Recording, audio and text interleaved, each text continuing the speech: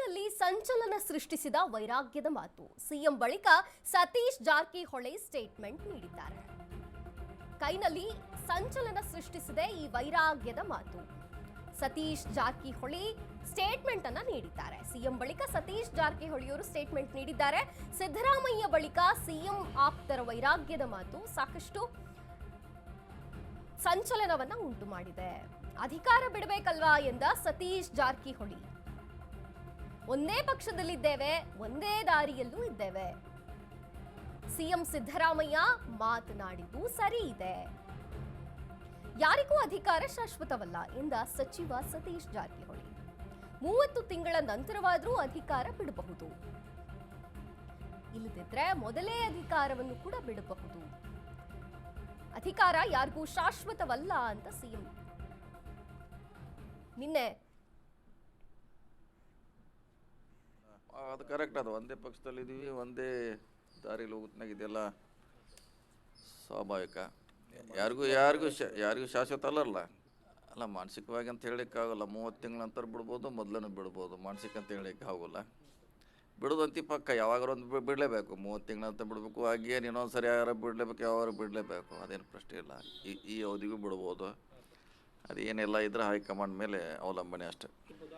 ಇಲ್ಲ ಇದನ್ನು ನೀವು ಹೈಕಮಾಂಡ್ ನಮಗೆ ಕೇಳಿದ್ರೆ ನಮಗಾಗೋಲ್ಲ. ಈಗ ನಮ್ದು ಎಷ್ಟಿದೆ ಅಂದರೆ ನಾವು ಹೇಳೋ ಉದ್ದೇಶ ಯಾವಾಗ ಒಂದು ದಿವಸ ಬಿಡಲೇಬೇಕು. ಇನ್ನು 10 ಸಾರಿ ಯಾರು ಮುಖ್ಯಮಂತ್ರಿ ಬಿಡಲೇಬೇಕಲ್ಲ, ಅದನ್ನು ಬಿಡಲೇಬೇಕು ಅನ್ನೋದು ಬಿಡಲೇಬೇಕು ಅಷ್ಟೇ. ಅದು ಯಾವಾಗಂತ ಅದು ಹೈಕಮಾಂಡಿಗೆ ಗೊತ್ತು, ವರಿಷ್ಠರಿಗೆ ಗೊತ್ತು ಅಷ್ಟೇ. ನಾನು ಹೇಳುವಂಥ ಉದ್ದೇಶ ಅಷ್ಟೇ. ಅದು ಇಲ್ಲ, ಅದು ನೋಡೋಣ, ಅದು ಯಾವ ರೀತಿ ಬಗೆಹರಿಸ್ತಾರೆ, ಏನು ಮಾಡ್ತಾರೆ ನಮ್ಗೆ ಗೊತ್ತಿಲ್ಲ.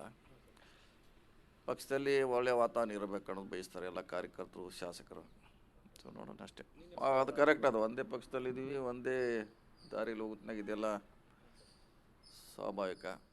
ಯಾರಿಗೂ ಶಾಶ್ವತ ಅಲ್ಲ ಮಾನಸಿಕವಾಗಿ ಅಂತ ಹೇಳಿ.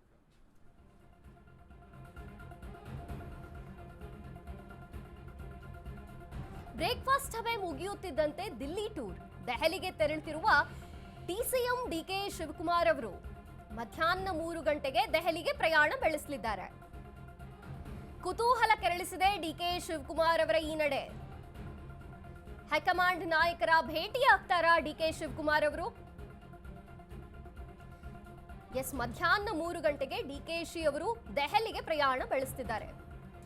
ಬ್ರೇಕ್ಫಾಸ್ಟ್ ಸಭೆ ಮುಗಿಯುತ್ತಿದ್ದಂತೆ ದೆಹಲಿಗೆ ತೆರಳುತ್ತಿರುವಂತಹ ಡಿಕೆ ಶಿವಕುಮಾರ್ ಅವರ ಈ ನಡೆ ಸಾಕಷ್ಟು ಕುತೂಹಲವನ್ನು ಉಂಟು ಮಾಡಿದೆ.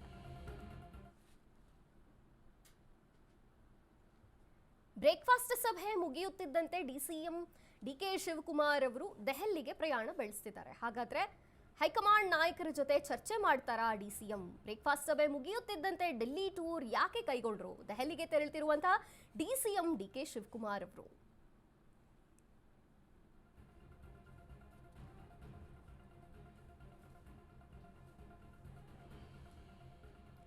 ಡಿಕೆ ಶಿವಕುಮಾರ್ ಅವರ ಈ ನಡೆ ಕುತೂಹಲವನ್ನ ಕೆರಳಿಸಿದೆ. ಯಾಕಂದ್ರೆ ನಿನ್ನೆ ಅಷ್ಟೇ ಡಿಸಿಎಂ ಅವರ ಮತ್ತೊಂದು ಬ್ರೇಕ್ಫಾಸ್ಟ್ ಮೀಟಿಂಗ್ ಆಯ್ತು.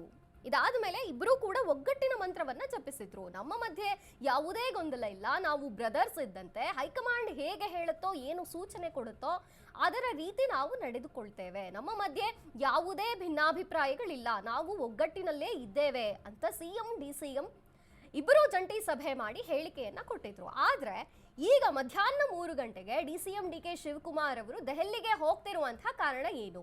ಹಾಗಾದ್ರೆ ದೆಹಲಿಯಲ್ಲಿ ಹೈಕಮಾಂಡ್ ಜೊತೆ ಚರ್ಚೆ ಮಾಡ್ತಾರಾ, ಮೀಟಿಂಗ್ ಮಾಡ್ತಾರಾ ಡಿಕೆಶಿ ಅವರು? ಹಾಗೆ ಸಿಎಂ ಯಾರಾಗಬೇಕು ಅನ್ನುವಂತಹ ಈ ಒಂದು ಫೈಟ್ ನಡೆದಿರುವಂತಹ ಸಂದರ್ಭದಲ್ಲಿ, ನಿನ್ನೆ ತಾನೇ ಬ್ರೇಕ್ಫಾಸ್ಟ್ ಮುಗಿಸಿ ಒಗ್ಗಟ್ಟಿನ ಮಂತ್ರ ಜಪಿಸಿರುವಂತಹ ಈ ಸಂದರ್ಭದಲ್ಲಿ ಮತ್ತೆ ಯಾಕೆ ಇವತ್ತು ದೆಹಲಿಗೆ ಡಿಕೆ ಶಿವಕುಮಾರ್ ಅವರು ತೆರಳುತ್ತಿದ್ದಾರೆ? ಅವರ ಈ ನಡೆ ಸಾಕಷ್ಟು ಗೊಂದಲವನ್ನ ಹಾಗೆ ಕುತೂಹಲವನ್ನ ಮೂಡಿಸಿದೆ.